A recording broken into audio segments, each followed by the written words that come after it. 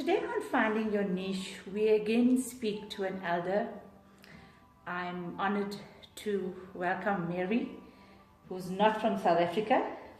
So I guess you have to give us some intro as to where you're from, Mary. But welcome to Finding Your Niche again.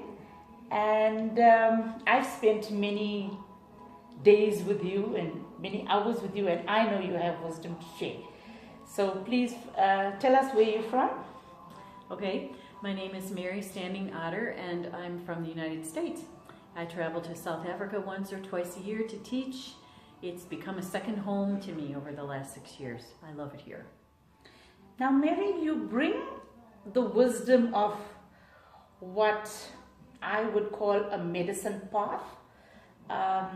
Medicine not in the medical terms, but medicine that once one connects with it, magic happens, because I know I'm part of that magic.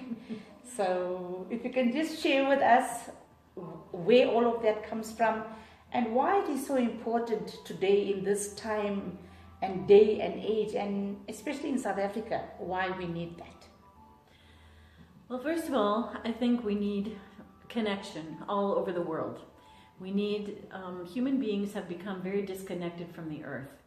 And to live with the natural cycles of the earth, to honor that energy and to live within that, as opposed to artificial imposed hours and not honoring the earth holidays like equinox and solstices and things like that. We become out of sync with the timing of the earth, number one. Number two, we divorce ourselves from, for example, where our food comes from or how it's made, etc. And so things that are unhealthy, industries that are unhealthy proliferate. There's all kinds of things that come out of being separated from the earth and not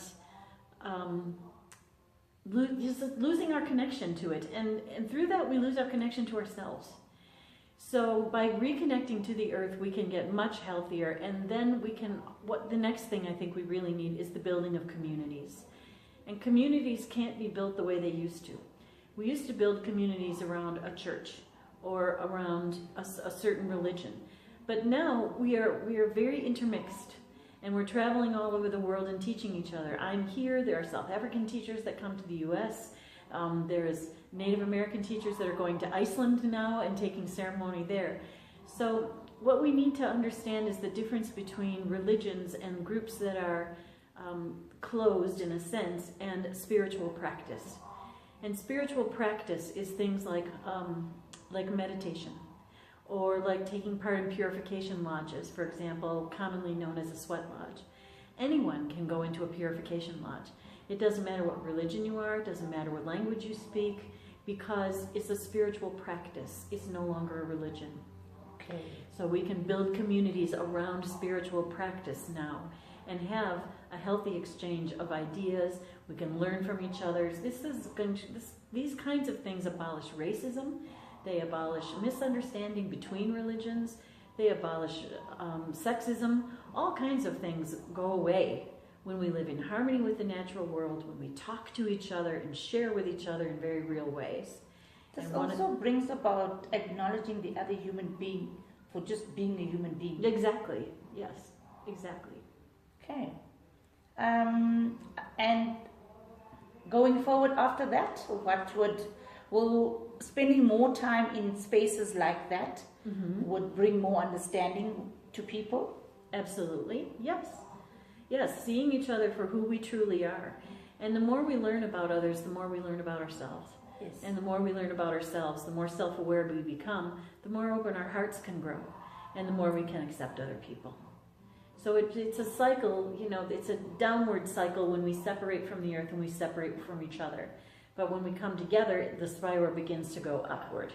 Yes. And that's what's needed because of the way South Africa has evolved in terms of everybody is free to go and do and be wherever they want to.